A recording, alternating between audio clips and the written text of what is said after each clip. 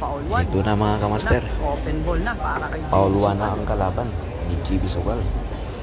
Pagkakataon na niya to, paubusin. Pagkakataon mo na yan, JB. Kung mananalo na siya dito Para mga sa top kamaster, papasok na siya sa top 8 sa Buhos mo na tournament. yung galing mo. Sigurado na ang Bukas ka na 20 mil ni manigas, JB Sugal.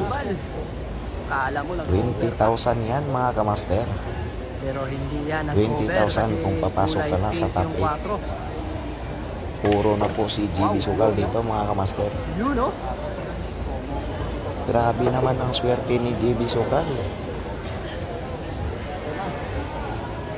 Ang bilis niya lang JB umabot Sugal sa top 8 mga yarn. kamaster. Bago lang niya Ito na, parating tinapos na. ang laban nila ni Chiska Centeno, ang world champion. Tinalo ni JB Sugal si Chiska Centeno. Mani-mani na lang sa kanya mga kamaster. Galing ng Dalawang ginawa. bola na lang.